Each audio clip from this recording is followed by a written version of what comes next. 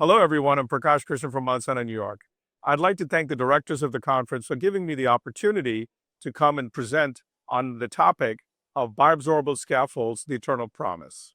I'm very excited to share this with you and maybe discuss some relevant points that may be applicable to your clinical practice.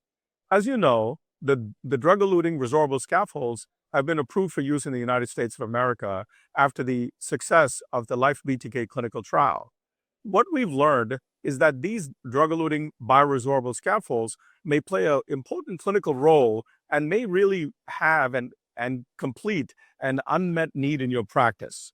In tibial interventions, we're often faced with dissections and recoil, and therefore, placing an implant that will be gone after a few years may be very beneficial to the patient and not burn bridges to future therapies.